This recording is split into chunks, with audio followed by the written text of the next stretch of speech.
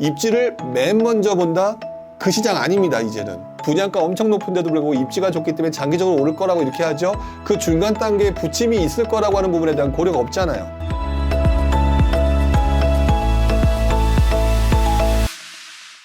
오늘 오전에 또다시 한국은행 기준금리 동결이라고 하는 기사가 좀 전에 나왔죠. 일단 한국은행이 기준금리를 올린다 만다라고 하는 부분에 대해서 좀 걱정이 많았었죠. 얼마 전에 가계부채 얘기가 다시 한번 언급되고 50년 주택만기 상황과 관련된 이슈가 언급되면서 금리를 올릴 수 있다라는 얘기가 나왔었습니다.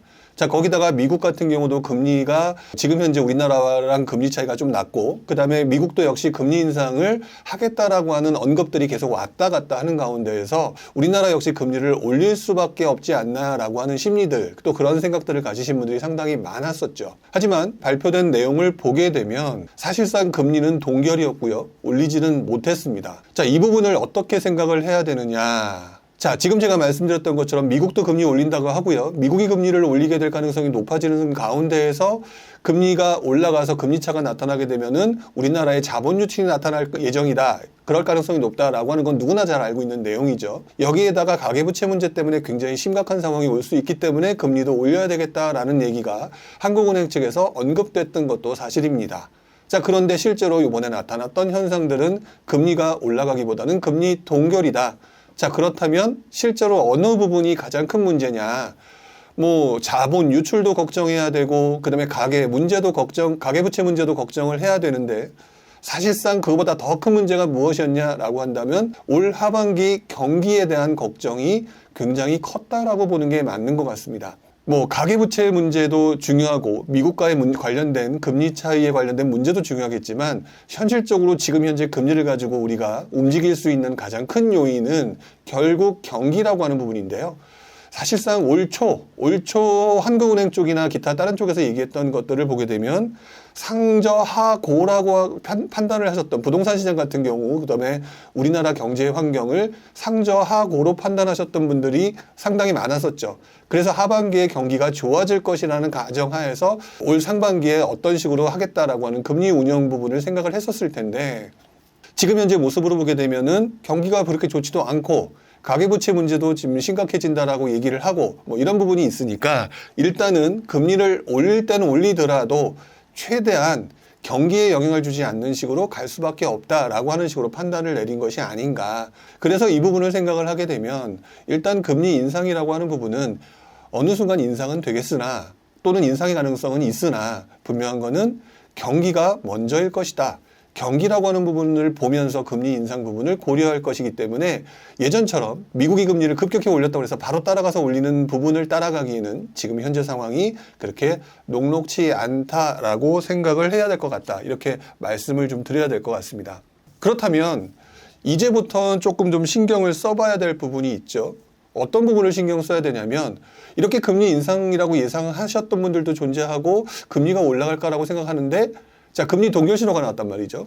자, 금리 동결 신호가 나왔다라고 하는 부분을 너무 단편적으로만 보면, 또는 너무 부동산 측면에서만 보게 되면, 정부가 금리를 올릴 생각이 없어. 그러니까 부동산이라고 하는 시장을 다시 관심을 두고 빨리 움직여야 돼 라고 하는 신호로, 잘못된 신호로 받아들일 가능성도 있다라는 것들을 좀 생각해 봐야 될 것 같습니다. 여기서 말하는 잘못된 신호, 스타트부터 제가 잘못된 신호라고 표현을 했는데요.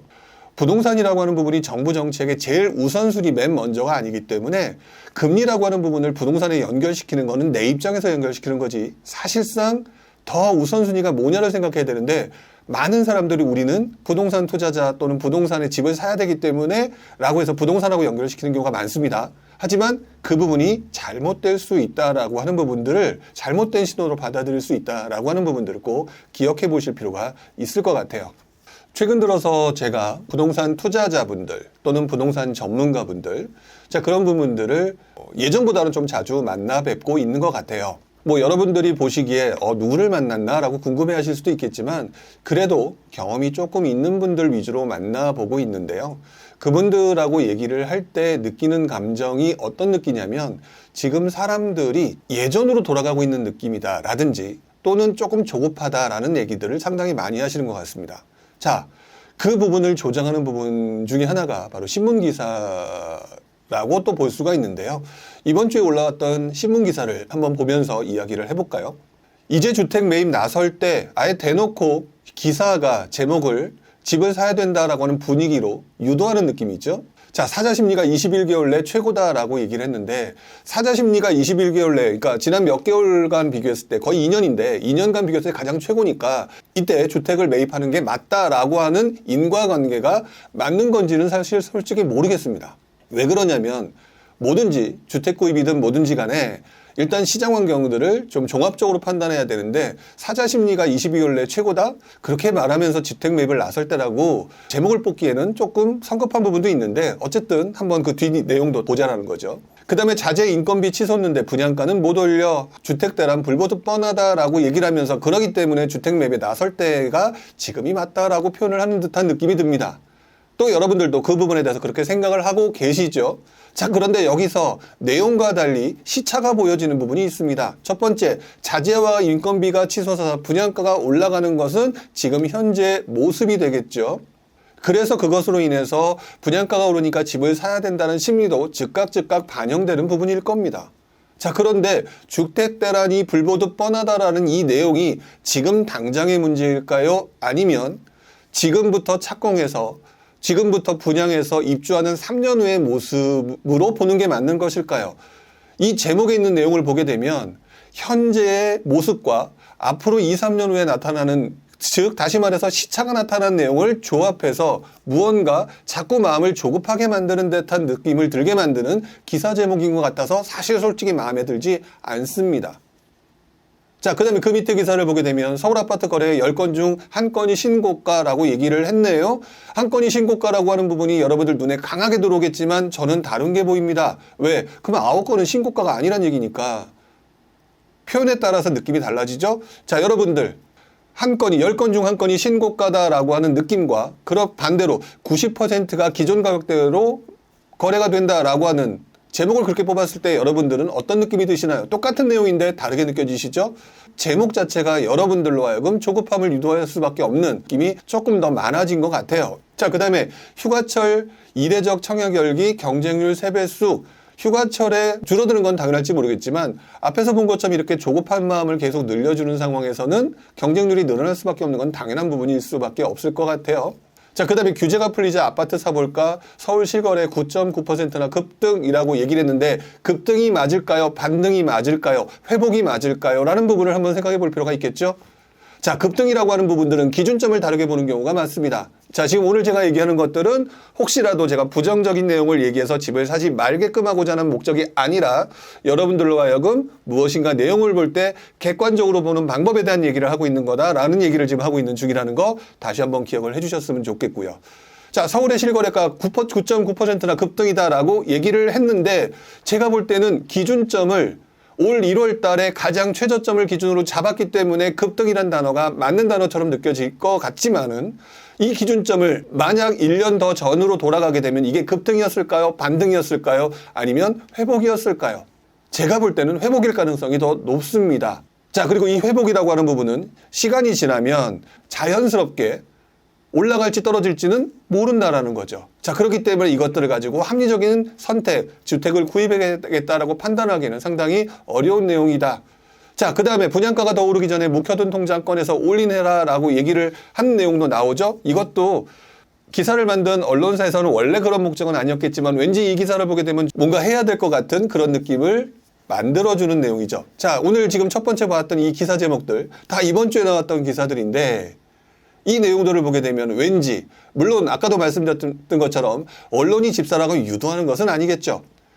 아마 목적은 딱 하나일 겁니다. 내 기사를 먼저 봐주세요라고 생각했기 때문에 조금 자극적인 기사를 뽑았는데 이것들을 보는 우리들은 어떤 식으로 생각하느냐? 이것들을 보면서 집을 사야 되나라고 하는데 제가 여러 번 말씀드렸던 거 다시 한번 기억을 되돌아볼 수 있도록 꺼내보도록 하겠습니다. 분양가가 오르기 전에 묵혀둔 통장을 꺼내서 올인하는 게 맞다? 왜 그러냐? 맨 위에서 두 번째 보시게 되면 자재비하고 인건비가 오르기 때문에 분양가가 올라갈 수밖에 없어서 사야 된다라고 하지만 제 경험을 가지고 보게 되면은요.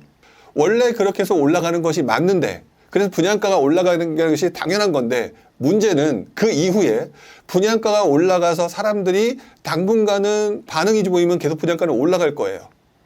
하지만 그 이후에 만약에 그것들을 추격 매수를 할 수 있는 사람들이 줄어들거나 떨어지게 되면은 분양가가 오히려 올라간 것들이 어떤 결과로 만들어지냐면 미분양으로 나타나고요. 미분양이 증가하게 되면서 분양가를 다시 한번 내리는, 바꿔 말하면 건설사의 수익을 줄이는. 자, 그러면서 또다시 재개발 같은 단지 같은 경우는 분양가가 낮춰질 수밖에 없는 상황이니까 제대로 공급이 어려워지는 이런 상황이 만들어지면서 시차를 두면서 다시 한번 전세 가격이 오르고 먼 미래에 집값이 상승하게 되는 상황으로 연결되는 그 단계가 인과관계처럼 이어지게 됩니다. 그러니까 제일 처음에 어떤 부분이 나타나느냐, 올라간다 안 올라간다에 대한 그것은 합리적인 결론이 그래서 집사라가 아니라 더 중요한 것은 올라가고 난 다음에 이것들을 반응해주는 사람들의 숫자가 줄어들기 시작하게 되면 오히려 분양가는 떨어질 수 있다가 지난 장의 모습이었다. 그렇기 때문에 그 부분을 여러분들이 알고 있다면 조금 더 합리적인 판단을 할 수가 있지 않을까요? 자, 이 부분을 좀 생각을 해보셨으면 좋겠다라고 말씀을 드립니다. 여기에 여러분들의 마음을 조급하게 하는 부분이 지방부동산과 관련된 얘기죠. 자, 지금 현재 서울 같은 경우는 지금 난리가 났습니다. 느낌상 난리가 난 상황이죠. 그래서 지방은 미달이라고 얘기를 하고 있어서 그러면 지방에 가고 싶은 사람들은 아니다라고 보시는 분들도 계실 거고, 그런데 지금 슬금슬금 뭔가 분위기가 바뀌는 듯한 느낌이 보여지는데 대구 얘기가 나오기 시작하죠. 두 번째 기사에서. 자, 그 다음에 세 번째 기사에서 부산 얘기가 보여집니다. 즉 미분양 무덤이었던 대구도 2주째 요즘 올라가는 모습을 보인다. 자, 그 다음에 부산도 고분양가 논란이었는데 완판하고 있다. 바꿔 말하면 광역시 위주로 회복되고 있다라는 내용이 나오고 있다는 것이죠. 즉 상식적으로 생각해보면 맞는 얘기인 것 같아요. 왜? 뭐든지 입지가 중요하기 때문에 입지라고 하는 부분에 의해서 지방 얘기를 했을 때 제일 먼저 광역시를 생각하는 것들이 맞다라는 것이죠. 자, 그런데 전반적으로는 지방 자체가 분위기가 좋지 않은 가운데에서 광역시가 어느 정도 반등하는 모습들을, 시장 자체가 살아나는 듯한 느낌이 드니까 반등하는 것은 좋은데, 그래서 광역시가 올라가는 건 좋은데 밑에 있는 기사들을 보면 조금 다른 곳들이 보이죠. 전주 에코시티에서도 아파트가 완판되었다라는 내용이 나오고요. 춘천 올해 민간 아파트 완판되었다. 그러다 보니까 강원도 내 경기 훈풍불까 부동산 경기가 괜찮아질까라고 하는 기대감이 있는 기사. 이 기사는 맨 밑에 있는 기사는 강원도민일보의 기사였는데요. 자, 이런 것들이 나오면서 우리들을 또다시 헷갈리게 만들어 가는 것 같습니다. 왜? 서울도 오르고 수도권도 오르고. 자, 그러다 보니까 광역시도 분위기가 달라지는 것 같은데 전주라든지 춘천 같은 곳이 분위기가 달라진다? 근데 제가 뭐라고 말씀을 드렸냐면은 그리고 난 다음에 나중에 추격해서 매수할 사람들이 숫자가 어떤 이유로 해서 빠지게 되게 되면 결국에는 미분양이 발생하고 그 다음에 결국에는 분양가가 떨어지는 상황이 만들어진다라고 했죠. 그런 부분을 가지고 봤었을 때는 전주와 춘천 같은 곳들은 지켜보거나 또는 왜 지금 그렇게 잘 팔리고 있느냐라고 하는 부분들을 생각해 볼 필요가 있다라는 것들을 생각해 봐야 될 것 같습니다. 광역시도 어쨌든 아닌 것이, 물론 전주도 좋은 동네지만 광역시도 아닌 것들이 움직임이 조금씩 좋아지고 있다? 이것들을 퉁쳐가지고 지방 전체가 살아나고 있구나라고 보기에는 아직까지도 서울도 아까 90%는 일반 가격대로 거래가 되고 있는 상황인데 지방은 그럼 그거보다 더 안 좋은 상황이겠죠? 그런 상황에서 지금 이런 모습을 보이고 있다? 실제로 전주 같은 경우를 보게 되면은요, 여러분들이 보셨는지 모르겠지만 전주 같은 경우는 지금 현재 모습으로 봤을 때는 다른 어떤 지역에 비해서 공급 물량이 적은 곳 중에 하나죠. 바꿔 말하면 지금 현재 무언가 청약시장이라든지 이런 것들이 살아나는 분위기에서 분양권을 무언가 밀어주는 듯한 느낌 하에서 공급이 같이 부족해지는, 즉 바꿔 말하면 입주 물량이라고 하는 부분이 같이 맞물리게 되면은 이것들이 살아나는 데 상당한 영향을 미치게 되는데 현재로서 지금 현재 전주는 그런 모습을 보이는 것이 아닌가라는 추론이 가능한 게 지금 현재의 모습입니다. 아직 춘천 같은 경우는 그 정도 단계는 아니고요. 하지만 다른 어떤 지역과 비교해 보게 되면 그래도 춘천은 다른 지역에 보면 예를 들어서 대표적으로 원주와 강릉이 있겠죠. 원주와 강릉에 비해서 보게 되면 상대적으로 입주 물량이 안정적으로 조금 줄어든 형태로 나타나고 있는 것들이 현재의 모습이죠. 자, 그래서 어떻게 보면은 이러한 현상들이 둘 중에 하나일 것 같다라는 생각이 듭니다. 지방장의 현재 모습은 양극화의 모습인데 그 중에서도 심리적인 부분에 있어서 많은 사람들이 지방 광역시로 들어가려고 하는 상대적으로 싸다라고 느껴지는 그곳에 들어가려고 하는 모습을 보이는가 하면 또 한편적으로는 원론적으로 물량이 줄어들었을 때 그 지역에 있는 기본 실수요들이 반응을 해주는 그런 것들에 의해서 움직임이 나타나는 곳. 지금 이런 상황에서 여러분들은 어떤 부분에 신경을 써야 되는가라고 생각하게 되면 앞으로는 여러분들이 원래 기본적으로 투자할 때 공부했던 입주 물량이라고 하는 부분들을 다시 한번 돌이켜 봐야 될 것 같다라는 생각을 하게 만듭니다. 저 역시도 마찬가지고요. 제가 지지난주인가요? 특강에 대해서 언급을 했었었죠. 이 특강과 관련된 부분에 있어서 제가 준비를 한 부분은 제목에서 그런 얘기를 했었습니다. 입지도 필요 없다. 그것보다는 지금부터는 이것들을 봐야 된다. 입지가 좋아도 앞으로 도래할 물량이 커진다면은 그거에 따라서 소용돌이가 발생할 수가 있으나 앞으로 다시 본질적인 물량 부분에 대해서 조금 더 신경을 쓰게 되면 언제 투자해서 언제 빠져나와야 된다라고 하는 이제는 단타의 개념이 아니라 조금 중기 투자의 개념으로 들어갈 수 있는 약간 그런 사고방식으로 전환될 때가 되는 것 같은데 여기서 말씀드렸던 것처럼 지금 지방 들어가고 싶으시는 분들 상대적으로 가격이 낮으니까 되게 많이들 생각하고 계시죠? 이런 부분들을 생각을 해봤을 때는 심리적으로 쏠림 현상에 따라서 몰려가는 투자라고 하는 부분이 아니라 차라리 중소도시라고 얘기를 할지라도 물량들이 줄어드는 곳들에 관련된 부분을 들어가셔야 된다. 그 부분에 대한 것들을 다시 본질을 깨우쳐야 되는 시기가 도래하고 있는 것 같다. 이런 말씀을 좀 드리는 거죠. 자, 마르지 않는 샘물님께서 특강 오픈했냐고 물어보셨는데 다음 주 수요일 날 오픈할 예정이니까 그때 보시면 되고요. 마지막에 잠깐 언급해 드릴게요. 자, 어쨌든 이런 식으로 지방시장이 움직이고 있습니다. 자, 그런데 이 상황에서 지금 여러분들이 어떤 움직임을 보이느냐. 제가 좀 전에 지방을 얘기하면서 또 전주의 얘기를 하면서 살짝 다시 원래대로 입주 물량을 좀 보는 시장으로 좀 가야 되는 게 맞지 않겠는가라는 얘기를 했습니다. 자, 그랬는데 그 부분을 얘기하면서 지금 제가 어떤 부분을 얘기하고 싶으냐. 지금 현재 갭 투자의 시장과 관련된 부분을 얘기를 하고 싶은 거예요. 여전히 꿈틀대고 있는 갭 투자의 시장. 이라면서 제가 제목을 올렸는데 지금 전셋값이 고공행진의 분당의 갭투자 폭증 역시 제목 자극적이죠. 전셋값이 고공행진하는 상황은 아닌 것 같은데 지금 사람들이 왜 들어가고 있느냐. 분당 같은 경우는 지금 이제 앞으로 호재가 더 남아있죠. 일기 신도시 그러니까 노도시 특별법과 관련된 호재가 남아있고 좋은 입지라고 하는 부분이 있기 때문에 갭투자로 들어가서 그것들을 기다리겠다라고 하는 심리가 여전히 많은 동네니까 그런 것 같아요. 그리고 실제로 여기가 입지가 좋기 때문에 입지가 좋고 그다음에 서울과 수도권은 우리 분들이 아까 조금 전에 언급했던 입주 물량이라든지 이런 걸 봤었을 때는 상대적으로 괜찮고 안정적인 곳들이 있죠. 자, 그렇기 때문에 괜찮은 부분이 있는 것 같습니다. 그리고 또 그 이유를 보게 되면 분당에 벌떼처럼 갭투자기 몰렸는데 리모델링이 불질렀다. 기본적으로 바탕 안에 입지가 깔려 있고 물량이라든지 이런 것들을 봤을 때 괜찮은 부분이라는 거죠. 자, 그런데 문제는 그 밑에 있는 것들입니다. 자, 1,000만 원이면 아파트 마련하고 집값 반등에 갭투자 다시 고개 든다. 제가 볼 때는요. 아무것도 모르게 집값이 오른다라고 하는 이 앞에서 봤던 기사들 때문에 내가 알고 있는 투자 방법이 갭투자다. 근데 1,000만 원만 들어가면 된다더라. 라고 해서 지금 다시 고개를 들면서 움직인다라고 얘기하는데 그분들이 지금 어디 가는 줄 아시나요? 그래도 그분들은 고민하고 갑니다. 어떤 고민을 하느냐. 개발 호재를 보고 들어가죠. 그래서 어디를 들어가느냐. 화성하고 평택에 들어갑니다. 문제는 화성하고 평택에 들어가는데 좀 전에서 보셨던 분당 같은 곳에 들어가는 게 아니에요. 화성하고 평택 들어가는데 화성에서도 외곽. 뭐 예를 들면 극단적으로 이런 거죠. 화성에서 제일 좋은 동네 동탄이죠. 근데 동탄에 들어가는 건 좋겠는데 갭 투자를 들어가기는 만만치 않아 보이니까 거기서 외곽으로 번져나가기 시작하면서 봉담 또는 병점. 그나마 병점은 괜찮아요. 또는 향남. 등등등 외곽으로 조금 번져나가는 듯한 모습을 보이고 있는데 갭 투자에 1,000만 원짜리를 하기 위해서 간다는 거죠. 평택도 마찬가지입니다. 여러분들이 알고 있는 호재, 반도체의 호재 다 좋은데 문제는 뭔지 아세요? 다 그렇게 해서 얘기를 했을 때 GTX 반도체, 그랬을 땐 고덕, 그 다음에 지제 이런 것들이 있는데 지금 보게 되면 여러분들 들어가시는데 의외로 많은 분들이 어디에 들어가고 있느냐. 1,000만 원짜리를 찾아서 안중, 포승 이런 데를 들어가고 있는 것 같다는 느낌이 들어요. 자, 그거는 아니라는 거죠. 자, 그렇기 때문에 이 부분들을 생각하게 되면 여러분들이 지금 현재 몰려다니는 투자를 하고 있는 것 같다. 지금 현재 서울과 수도권이 살아나고 있다. 지방광역시도 괜찮다. 그런 상황에서 내가 알고 있는 모든 것을 동원하는 건 좋은데요. 내가 동원하는 게 내 수준이 조금 떨어지거나 내 수가 아직 모르는 상태에서 갭 투자 딸랑 그거만 하나만 알고 있으니까 움직이고 있는 것 같다라는 생각이 든다는 거죠. 자, 그런 내용들이 밑에 지난주 기사는 아닌데 바로 한두 달 전에 한 달 전쯤에 기사가 밑에 나오죠.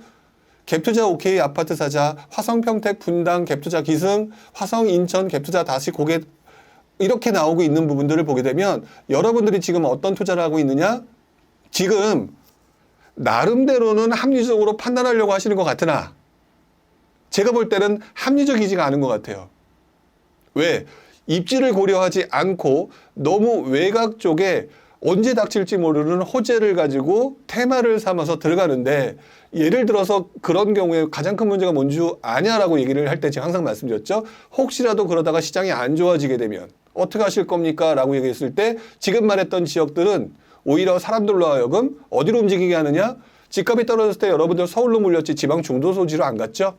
분위기가 안 좋을 때는 여러분들은 속된 말로 물리거나 오랜 기간 투자를 해야 되는 상황이 만들어지게 된다는 거죠.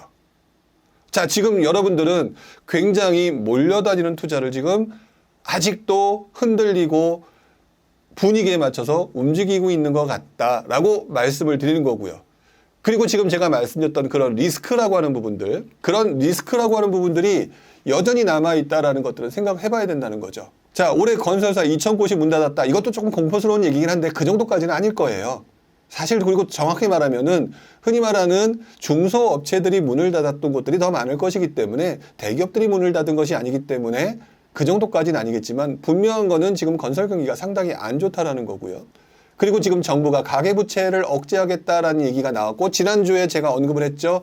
가계부채를 바로 억제하지는 않을 거라고 보여지지만 여러분들이 분위기가 옆으로 퍼져나가게 되는 경우에는 가계부채 억제 쪽으로 확실하게 바뀔 가능성이 높다라고 얘기를 했습니다. 그런 상황에서 여러분들이 지금 뭐 하고 있다고요? 몰려다니는 투자를 하고 있는데 뭐에 맞춰서 하고 있다?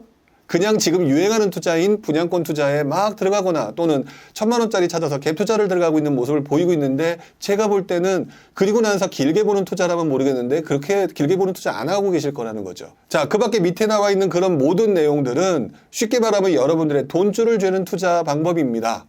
그리고 돈줄을 죄었을 때 나타나는 현상들은 항상 시장의 위축일 수 있는 가능성이 높다는 거잖아요. 가끔가다 여러분들이 흔히 많이 들었던 그 일본의 부동산 폭락론, 그렇기 때문에 우리나라도 이렇게 될 거다라고 하는 무슨 당위성을 가지고 하는 이 얘기도 자세히 보게 되면은 폭락론이 중요한 게 아니라 그 지역에 나타났던 그 심각한 20년의 경제 위기, 잃어버린 20년이 나타나게 됐던 것도 결국에는 금리 인상과 대출 규제 또는 즉 유동성의 회수라고 하는 어떤 강력한 그런 어떤 상황적인 분위기가 결국에는 버블을 꺼지게 만든 거잖아요. 그렇기 때문에 우리나라 부동산이 꺼진다가 중요한 게 아니라 시장 상황이 다르니까 중요한 거는 결국 유동성 회수라는 작업이 나타나게 됐을 때는 결국 문제가 될 수 있다. 자, 그러면은 아까 제가 잠깐 언급하면서 이렇게 얘기했습니다. 설사 유동성의 회수가 나타나고 더라도 안정적으로 할 수 있는 게 무엇일까? 바로 이 부분들을 이제부터는 생각을 하셔야 되는 게 맞다라는 거죠. 지금 여러분들이 보게 되면 어디에 몰려드는 줄 아십니까? 여러분들이 강의하게 되면 어느 곳에 많이 몰려드는지 생각해 보신 적 있나요? 지금 전부 다 청약시장, 분양권 시장에 몰려들고 있는데 분양권 시장에 왜 몰려들고 있습니까? 지금 현재 다주택자들 규제 안 풀어줬잖아요, 제대로. 취득세 완화 안 해줬잖아요. 이런 상황에서 그나마 할 수 있는 것들은 누구한테 해줬느냐? 돈 없는 서민들한테 특례보금자리 해줬고요. 만기 50년 대출 만들어줬고요. 이렇게 되면서 그분들이 해야 되는데 그분들 돈이 없다 보니까 그분들이 적은 돈으로 할 수 있는 것들, 그리고 그분들이 수익을 낼 수 있는 방법들이 어디만 풀려 있느냐?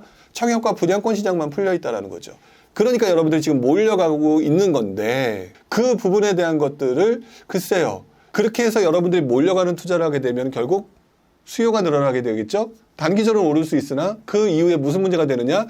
그 문제는 결국에는 나중에 어떻게 돌아오게 될 거냐. 입주할 때 문제가 발생을 하게 됩니다. 결국 또다시 입주 물량에 영향을 받게 된다는 것이죠. 여러분들이 보셔야 될 부분들은 입주 물량이라고 하는 부분들을 다시 한번 챙겨봐야 된다는 거. 그리고 지금 웅님인가요?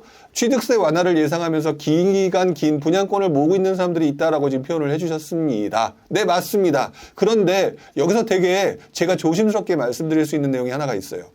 이 방식이 상승장에는 이게 맞는 방식이에요. 근데 한 가지 여러분이 조심하셔야 될 부분이 뭐냐면 취득세 완화라고 하는 것들이 정부가 하려고 했을 때 정부가 취득세를 완화한다는 얘기는 어떤 신호로 가게 될까요?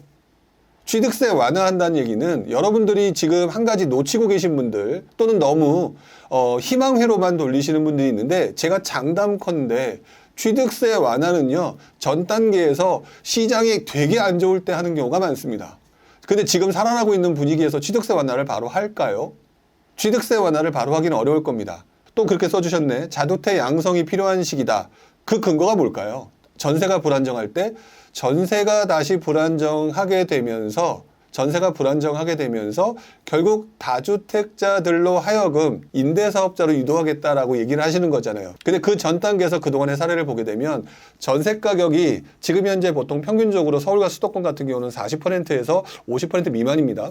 자, 그런데 이 부분들이 지금 말씀하셨던 그런 정책이 언제 나왔느냐? 최소한 50에서 60%가 넘어설 때 나온다. 그렇다면 바꿔 말하면 시간이 꽤 걸린다라고 하는 부분이고요. 그리고 취득세 완화라고 하는 부분은 기본적으로 신호 자체가 여러분들 보고 집 사서 돈 벌어라고 하는 신호이기 때문에 지금 현재 상황에서는 취득세 완화를 그렇게 쉽게 해주지 않거나 취득세 완화를 해도 누구한테만 해줄 거냐? 임대사업자를 해서 전세의 급등이라든지 이런 것들을 방지하면서 그 물건들을 전세 수요로 내놓게 만드는 그런 식으로 진행이 될 때 나올 가능성이 높다. 그러니까 그런 상황이 지금 과거에도 그랬다라고 하는 것들을 모르는 상태에서 막연하게 취득세 완화를 기다렸는데 2, 3년 동안 안 나온다?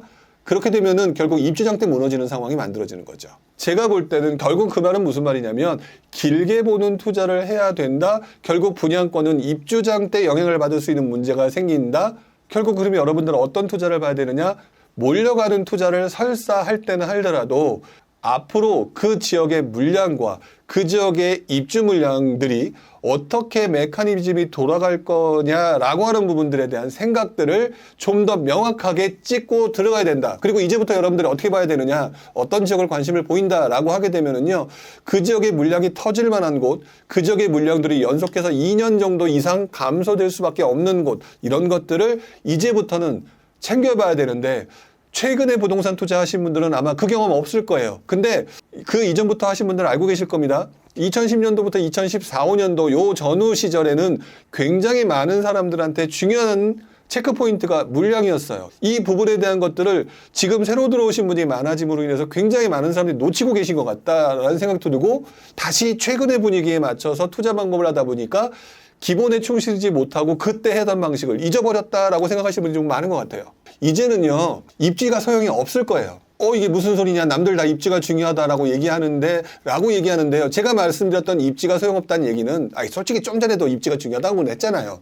입지를 들어가려고 할 때 결국에는 입지보다 더 먼저인 것들은 입주 물량이라고 하는 부분들을 보고 난 다음에, 예를 들어서 서울 같은 경우 수도권 같은 경우 입주 물량이 터졌다라고 하게 되면 그 지역에 엄청난 상승세가 오기 전에는 결국 물량이 영향을 주게 됩니다.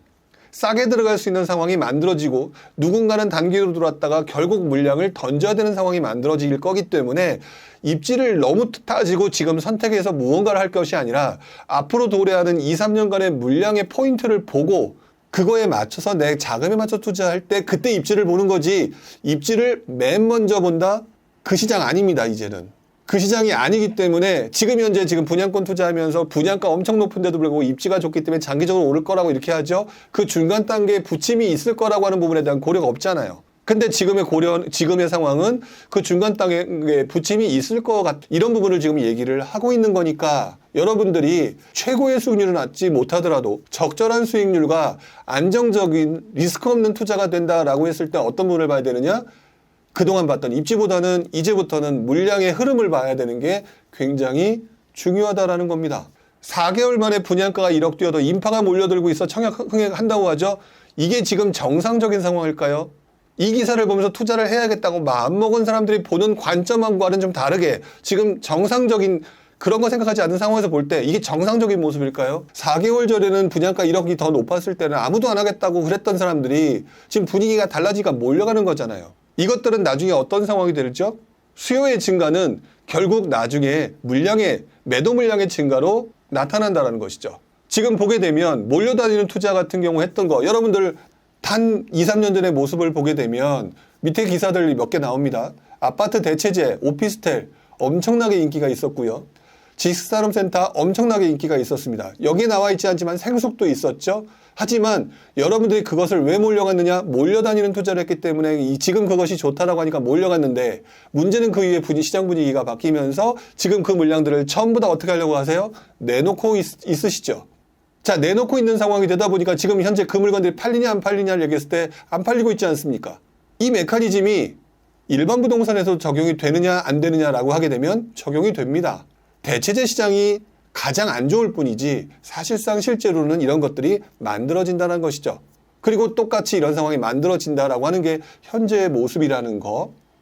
자, 그렇기 때문에 점차적으로 여러분들이 생각하셔야 될 부분들은 이제는 다시 조금 더 길게 보시는 투자를 해야 되다 보니까 길게 보는 투자를 하게 되면 결국 그것들이 입주하는 시점과 같이 맞물리는 것들과 그때의 수급의 영향을 굉장히 크게 받는다라는 거. 자, 그렇기 때문에 지금 초심님이 질문을 하나 올려주셨는데 금리의 시장에서 점점 수급의 시장으로 변하고 있는 단계라고 생각하면 좋을까요? 라고 얘기를 해주셨는데 현재는 앞으로 2, 3년 후 상태가 아니니까 말씀대로 수급의 초기 상황이다라고 보는 게 맞는 것 같습니다. 하지만 2, 3년 후가 되면 이런 기사들이 또 있는데요. 입주 물량 최저라는 기사들, 인허가 물량 착공 줄줄이 취소라든지 이런 것들이 지금 현재 보여지고 있죠. 결국 2, 3년 후에 수급에 관련된 부분이기도 합니다. 지금 초심님이 질문하신 내용은 당장은 아니나 앞으로 이렇게 바뀔 가능성이 높다라고 말씀을 드리는 것이죠. 자, 그런 상태에서 우리들 지금 어떤 행동을 하고 있는지 한번 냉정하게 생각을 해보시기 바랍니다. 제가 언제 부동산을 가지고 여러분들한테 얘기하는 입장에서 투자하지 마라라고 얘기하는 상황이 아닌 거죠. 단지 여러분들의 투자의 본질과 투자의 방법을 살짝 바꿔가라고 얘기를 하고 있는 겁니다. 그런데 여러분들이 지금 대체적으로 뭘 하고 있느냐? 초보자들이 많이 했던 방식, 아직도 여전히 내가 모르니까 남들이 말하는 거에 몰려가는 투자를 한다. 근데 몰려가는 투자는 결국 수요의 단기적인 급증과 단기적으로 여러분들의 확신을 주는 가격의 상승이 나오지만 그 물량들이 나중에 반대급부적으로 나오게 되는데 그것들이 입주 물량과 맞물리게 될 것이다. 그랬을 때는 여러분들은 단기적인 투자를 하려고 했으나 자연스럽게 중기적인 투자로 억지로 끌려가는 사람들이 있을 것이고 그때 낭패를 보는 사람들이 만들어지겠죠. 그렇다면 지금 어떤 식으로 접근해야 되느냐? 지금부터 준비를 해야 된다는 것이고요. 지금부터 여러분들 분양권 투자를 하더라도 뭐 나름대로 돈이 있어서 조금 고분양까지만 나름대로 괜찮은 척을 했습니다. 자, 그러면 그 과정에서 여러분들 분명히 두 가지 생각을 하고 있을 거예요. 뭐 정모하면 입주하고 아니면 좀 많이 오르면 팔고 아마 이런 포지션을 가지고 접근을 하셨을 겁니다. 그런 상황에서 분양권이 많이 올랐다? 그러면 수익이 충분하다라면 파시는 거 좋겠죠. 근데 그 이후에 2, 3년 후에 무슨 일이 일어날지는 아무도 모르는 거다. 그랬을 때는 입주 물량이 똑같은 물건을 사더라도 그때의 입주 물량이 여러분들의 시장과 여러분들의 매도에 영향을 주지 않을 상황을 만들거나 아니면 그때 사는 게 맞는 거겠죠. 그렇기 때문에 여러분들 지금은 몰려다니는 투자를 하기보다는 앞으로 매도라고 하는 부분들을 좀 더 생각을 하면서 본질, 여러분들 매도해야 수익이 나오는 부분이니까 이 부분에 대해서 신경을 써야 된다는 거예요. 자, 지금 보여드렸던 것처럼 서울 애들 지갑이 없어지고요. 입주 물량이 줄어든다라고 하고요. 인허가 착공 물량 줄어든다고 하고요. 이런 것들이 앞으로 계속 이어진다라고 한다면 여러분들한테는 조금 길게 봤을 때 엄청나게 좋은 기회로 다가오게 됩니다. 이 부분을 여러분들이 생각을 해 주십사. 그래서 저 같은 경우도 이번 같은 경우 제가 특강을 이번에 준비한다고 아까 잠깐 언급을 했었잖아요. 2023년 이후에 부동산 투자 전략, 그동안의 모습과는 좀 다르게 당장에 투자할 곳을 얘기하지는 않습니다. 다음 주에 모집을 한다고 제가 했는데 내용을 보시게 되면 뭐 이 앞부분은 이제 간단하게 여러분들한테 지금의 시장 환경과 앞으로 무엇을 신경 써야 되는지 하는 얘기와 함께 각종 주요 지표들과 그 다음에 서울 수도권, 지방 각 지역, 도시별로 물량과 기타 여러 가지 투자 비율, 매매가 상승률 이것들을 보면서 하나씩 설명을 드리려고 해요. 그러다 보니까 시간이 좀 오래 걸릴 것 같아서 기본적으로 특강을 할 때 쓰는 3시간이 아니라 4시간 정도를 생각을 하고 있습니다. 각 지역들을 모든 곳을 다 할 수는 없어도 여러분들이 그동안 다 한 번씩은 들어봤던 괜찮은 곳들은 한 번씩 지역별로 물량과 여러 가지 그때 분위기, 그 다음에 큰 흐름에 따른 영향도 이런 것들을 비교하면서 언제쯤이 가장 현명하게 들어가기 좋은 상황일지 이런 부분들을 한번 비교를 해드려 보려고 하니까 다음 주 수요일 날 제 특강 본공지가 들어가는 것도 기억을 해주셨으면 좋겠습니다. 자, 이렇게 해서 제가 오늘 준비한 내용에 대해서는 말씀을 드렸습니다.